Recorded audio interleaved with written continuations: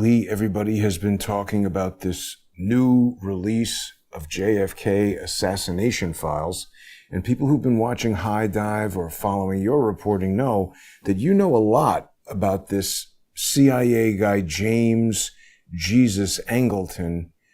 We're going to talk about him tonight. Indeed. How are you, Lee? Oh, good. I'm very good, Jason. Thanks for doing the show. I appreciate it. I want to clear up some misconceptions a lot of people have. I'm seeing on them on X, they're saying things that are wrong. But give it Ben Shapiro clip handy. Well, give me a minute to get that. I didn't know you wanted to go to that right away. No, I'm just winging it, improving. So sorry. So tell me when you get that. But a lot of people have been talking about Ben Shapiro's comments about this today. And I'm pointing out what I'm doing is not what Ben Shapiro is doing. I'm going to say something that may sound at first like I'm letting Israel off the hook, but I'm doing the opposite, actually. So, now, this is someone letting Israel off the hook. But let's hear what Ben has to say about why he doesn't care about the JFK files. I would go even further than say letting off the hook. It's conspicuous how much he doesn't want to talk about it and wants to dismiss it. Let's listen. Right. Sort of conspiracy theorizing that's become incredibly popular on the right these days. It was popular on the left, and now it's become increasingly popular on the right. The kind of, let's just ask questions. We'll ask, who really killed JFK? Wink, wink, nod, nod. And then you're like, well, do you have any evidence of the thing that you are presupposing? Well, no, I'm not making any accusations. I just know I don't believe the story that I'm being told. I know not to trust the authorities. You're like, well, that's fine, but do you have like any evidence? Like evidence, not just supposition. I said, well, you're part of it, aren't you? You're part of it. The reason that you're so defensive about all this is, I don't care who killed JFK. I mean, I do, because it's really interesting, but I noticed that the calendar says 2025 and he was killed in 1963. And so my opinion about who killed JFK has about as much relevance as who killed William McKinley, or James Garfield, which is to say not an enormous amount. That's one of those, methinks thou doth protest too much. Yes, but I got to say, on the face of it, if you just write that out and listen to what he's saying, I agree with that, actually. I agree with, I like proof, Don't just say, wink, wink. Right. No, I get it. He goes off the mark. Let me talk about where. So one thing is, what's the official story right now? Right now, as we sit here in 2025, what's the official ruling of the last time Congress investigated this? The official ruling was that there may have been a conspiracy, but really it's Lee Harvey Oswald. There was a recording from a Dallas police motorcycle that led to the conclusion that there was more than one shooter, but they never took it any further than that, as far as I know. That's right. So in other words, the conclusion was not the Warren Commission report, but the House Select Committee on Assassinations report said there's a conspiracy, right? More than one shooter. Yes. That'd be a conspiracy, right? Mm-hmm. But a lot of people really don't know that. Yeah. Now, and if you take Ben what he's saying, and I'll talk about the reasons not to. If you take him and what he's saying, it makes sense. If this is just about who killed JFK, who pulled the trigger, right? Right. I don't really care that much. One thing I've been saying, so let me talk about why I started studying JFK. Because you're right. On my old radio show on Sputnik, I talk about JFK a lot. We've talked about it a lot. I know my stuff on a deeper level than most people. And the one thing I concluded right away, look, why did I start studying JFK stuff? It's not because I want to know who killed JFK. And it's who pulled the trigger, in other words. Right. Understanding the operation of the CIA and the underworld of the intelligence community. Right. I started to look into it when Trump got elected. And I saw the CIA was against him. I mean, early on, like 2017, I could tell this. I thought the radio show would be a good forum to have guests on who know a lot about stuff and to interview them and to explore this JFK thing. But it's not to me about who kills JFK. It's not. And by the way, when you look around X right now, you see a million people going, okay, I didn't have time to read all the, but who pulled the trigger? What's the bottom line? Exactly. You see that, right? Yeah, yeah. Like they're going to find, okay, here's page 40. It's Malcolm Begin, whatever. And the other thing I'm seeing a lot is, well, we know who it is, the Jews, right? Have you seen that on X? I've seen it a lot. I've seen it a lot. Now, let me point out, there's no proof for that. What I'm saying is, do I think an Israeli is the one who pulled the trigger? I don't see any proof of that. In fact, I don't see anything that shows who are the gunmen. Do you? And have you ever seen anything in No. JFK files? Not in what the government's been releasing. But I mean, let me ask you a question, Lee, and tell me if you agree or disagree. Because some people have said there's really nothing hugely new in this, that people who have been studying the assassination for the past 60 years or 30 years really sort of know all these things. This is more kind of like confirming them. And you say no. So I disagree. I adamantly disagree. And one reason I disagree is a guy who knows a lot about this is Jefferson Morley. Jeff Morley, I've interviewed him a number of times. And he wrote the book on Angleton, The Ghost. That's Jeff Morley. Jeff Morley's he runs JFK Facts. That's his website. And Jeff, I've interviewed Jeff enough where he's not a Trump fan. I'll put it like that. So he's not a guy who's going to say this is a good release if it wasn't. He would say, right. But he didn't expect much from Trump. But he's come out and said this is significant. And I'll explain why. Okay. I'll explain why. Forget who pulled the trigger. That's shallow.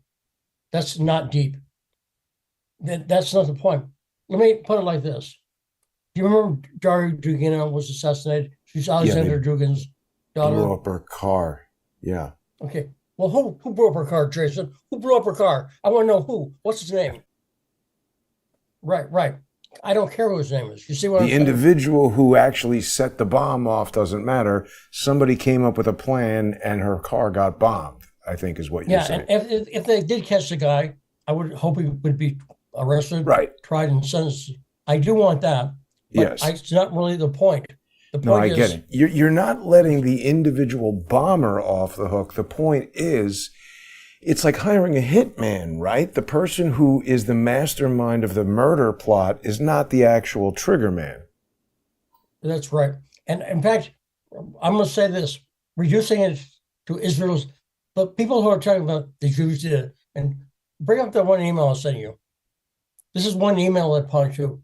I saw a person post this, and they said, the Jews. Yeah, basically. And Ian Carroll reposted it. He amplifies it, right. Right. Now, look at the part that's, can you read that, Jason? Yes. And just to give everybody context, Lee, isn't this a transcript of some interview of a, what is this? Well, actually, forget what it is, because I want just read what it says. It says, for the information of all offices concerned, advised on, this is redacted here, but something advised on November 26, 1963, that he had heard that one, something redacted, allegedly had been attempting to negotiate a sale of a machine gun. Wait, and Jason, are you reading It's the highlighted part. It says, we now have plenty of money. Our new backers are Jews as soon as we or they take care of Kennedy. Right. Now, again, I don't, this is where the context is very important, because this is, right. There are a couple people who said something about the Jews, but they have no proof. There are people, look, if I'd walked in and said that, not that I would, but Ian Carroll, if he'd walked in 1963 and said, it's the Jews. Exactly. Right. That's what I'm saying. It's an interview. It's a transcript of an interview with some confidential human informant or some person that's being interviewed and transcribed like an FBI 302 or a police interview or something. And this is what he's saying. So that was my first response. It's like, all right, well, who is this person? How credible of a witness are they? Just because somebody wrote this down in 1963 doesn't mean it's true. Like you're saying, if it was a lie on that day, it's now just a recorded lie. But people went to it like this is the smoking gun that Israel did everything.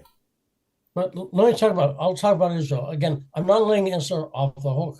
I'm trying to say an Israeli or whoever, a Jew in America who's a Zionist, pull the trigger. That's not in those files, right? Agreed? Correct. Agreed. But what is in these files is the email that I posted. I think you put it on the title page. The one about Angleton. Yeah. Well, and that's interesting because again, so here we have James Jesus Angleton dressed as like a weird cowboy with the head of the Mossad.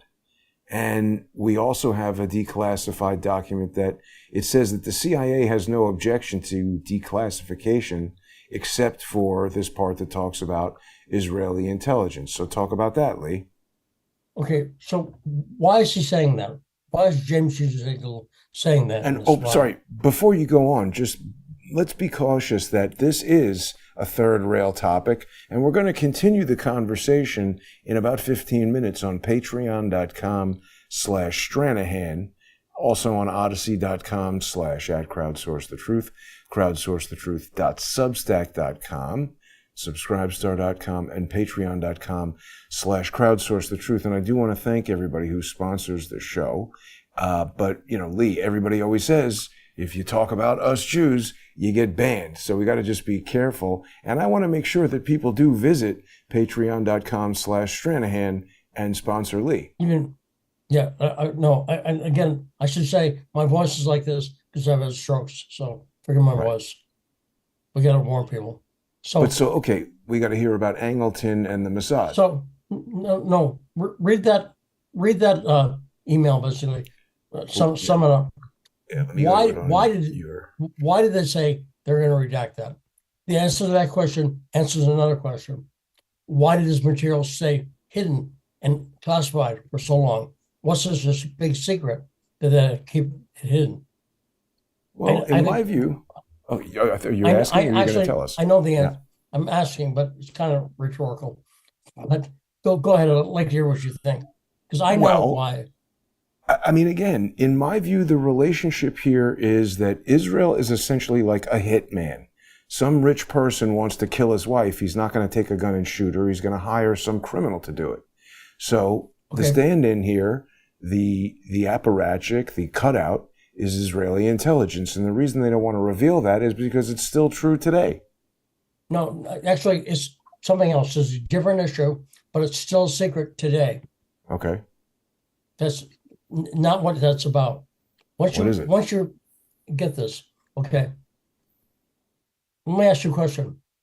Does Israel have nuclear weapons? Yes, but they don't admit it. Boom, boom. You see what she said right there? It's still a secret. Israel's had nuclear weapons since, I think, 1960s. Late 50s. Right. Late 50s, early 60s. And who was the person who was in charge of A, getting them the plutonium, and B, hiding it? That I don't know. James Jesus Angleton. Right. Yes. I did know that he was involved in helping Israel get the nukes. But I mean, Lee, again, it comes back to my analogy of the hitman. If Israel is the hitman and you want the hitman to have a gun, you don't want people to know that you facilitated the getting of the gun. Forget that hitman for a second. All right. What's absolutely factually true is Israel has not revealed that it's nuclear weapons. Mm-hmm. Does that make sense? So yes. Let's say a person, anybody from the government came out, Marco Rubio, and said, well, Israel has nuclear weapons. He would be immediately revealing a state secret of Israel, right? I mean, I guess everyone knows it. Everyone knows that Israel has it. Right, but they don't say it. They can't say it. because it's a state secret. So that explains, people have been asking, well, isn't everyone dead? Like, let's say this, what they were keeping was the name of the Israeli hitman. He's probably dead by now, right? Right? I mean, almost certainly dead. But that's not what they're hiding. What they're hiding is the thing that is still a secret, which is that Israel has nuclear weapons. So this is why they can't talk about it. Yeah. Does that make sense, Jason? It makes perfect sense. I mean, again, if you helped a hitman illegally obtain a gun, you would never, no matter how long after the murder, want the authorities to find that out. You would be motivated to hide the fact that you illegally obtained a weapon for someone that used it for something that you wanted to do. I think the United States continues to use Israel as a mechanism to project United States power into the Middle East. And I agree with you, that's a major reason they kept it hidden, but there are other reasons. Rafael Cruz is still alive. I think if people understood the nature of his relationship to these events and the fact that his son became a senator, there are so many things about this that if people really go down... Let me say, I don't think it's that. The reason you can tell us, once you start, see, everyone thinks, okay, they're hiding a real killer. No, not at all. Doesn't matter. Listen to the statements that have been made about it by the intelligence community, by people like Pompeo. What they've said in documents, why they redacted it. You know, see what I'm saying? Right. They redacted it because it's a state secret of Israel. Right. Now that ties into a lot of other things, but that's the reason. I think what you said about Rafael Cruz, again, I'll throw it out. This is conjecture. Do you have any no, it's not evidence? conjecture. He's standing right there. Here's the thing. Yours is conjecture as well, because we don't know why they did it. There are a lot of reasons. I agree, But that's a very good one, but I come back to my initial statement, Lee, which is that isn't like something where we're like, oh my God, if this was like photographs of JFK shaking hands with aliens or something, we'd be like, what? But people knew that Israel had nuclear weapons. They've even spoken about, did Israel use nuclear weapons? Will they use nuclear weapons? Okay. So it's the admission of certain things that they wanted to avoid. And I think there are many things about how the CIA operates and what these different resources and capabilities are, including a nuclear Israel. But I'm saying go with me down this road, because I don't think you can find one document where the U.S. has ever revealed that. They don't say it. I mean, again, everyone knows it, but I'm not saying that. Knows it. I'm not saying that. And also, this doesn't explicitly come out and say Israel has nuclear weapons. It's just saying we don't want to publish something about Israeli intelligence. That's why Angleton wanted things. He didn't want anything. Well, how can you say what I just said is conjecture, but what you're saying isn't? We don't know what Angleton thought, just any more than we know what Rafael Cruz or whoever. What I'm saying is there's evidence up all over the place. Look at the way they've talked about it. I'm saying go with me down that conjecture road. I agree with you. Down that road. I agree. I'm saying I agree.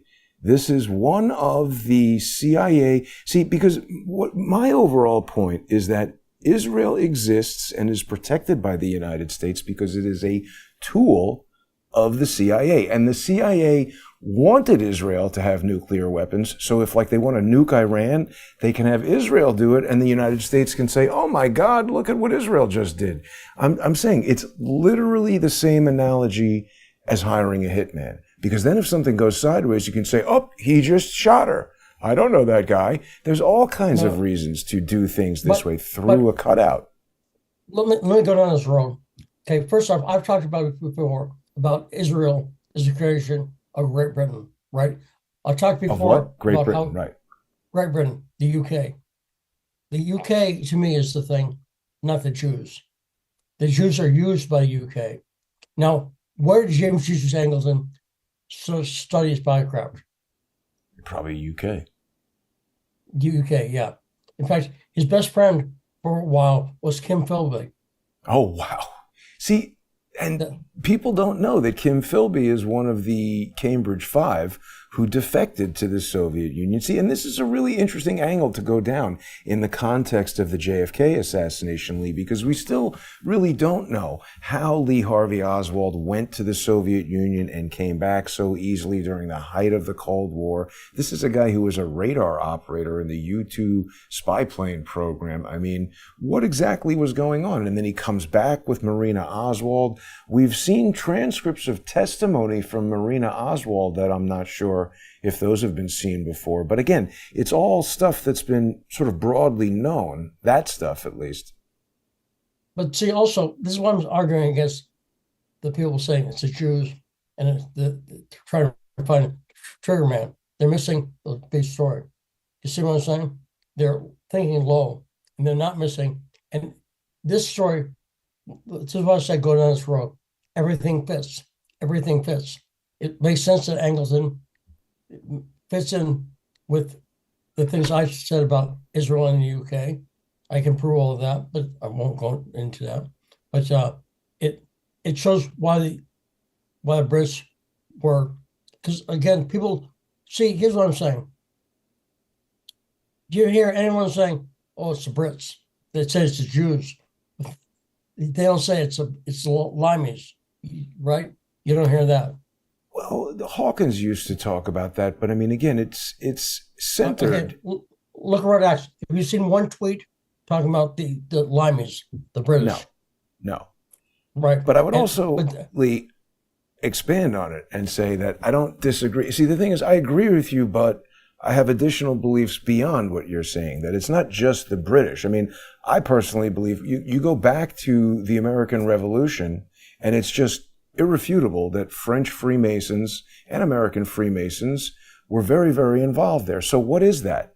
Is it, there's all this hidden knowledge. I'm not saying, see, this is what I'm saying. I'm not saying this is the end point. I'm saying if you use this as a starting point, what I'm saying it's about hiding. See, why did the UK want a stronghold in the Middle East? To be able to project power into the Middle East and get oil and control energy. Right. And companies like BP, that's what they were doing. Yes. Lawrence Arabia. So the reason that they were projecting power, exactly right. And if people got that, they would get the British do that everywhere. And they would get what Russiagate is. You see what I'm saying? I'm saying going down this road reveals a lot more than, the way people are going. By looking for the trigger man, they're also lessening him. Because what's more dangerous? Israel dispatching a gunman or Israel hiding its nuclear power? Now, nuclear weapons power. Now, one thing, how many times have you seen the U.S.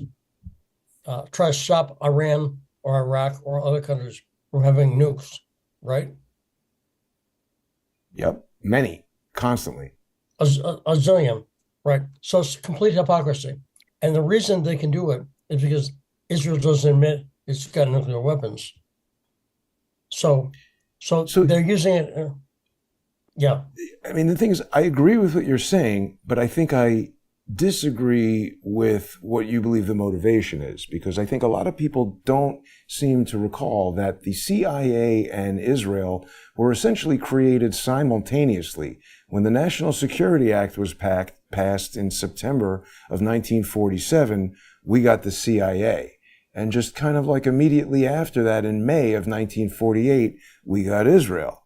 And I say again that this is like a finger on the hand of the United States deep state and the international globalist intelligence empire that is the Five Eyes. Yes, of course, the British, but all of the dominion, the British, the Canadians, the Americans, New Zealand, Australia, and Israel is a projection of power into the Middle East for the specific purpose of controlling oil. Because look what was also happening in 1958. It was shortly after this that we had a whole technological revolution in the United States, where everybody owned a car and projection flew. of power by who, Jason?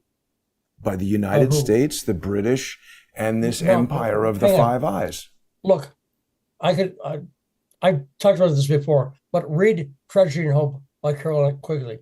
This is a plan by the British. Well, right. And the British controlling the United States is essentially what I'm saying. The United States, this is always something hiding behind something. So I'm saying, even saying it's the British, I allege there's something behind that. Because Hawkins used to speculate about the possibility that this Freemasonic group, you go to Philadelphia, you see they have the statue outside the Freemason Hall of George Washington and Thomas Jefferson, right? Fighting over a handkerchief or something. The Freemasonic Hall in Philadelphia is incredibly elaborate. And I just find it amazing that when they invaded France, after imprisoning and killing all the Jews, the second thing that the Nazis went after were the Freemasonic lodges, and they took all their stuff. So there's something there, knowledge or something that...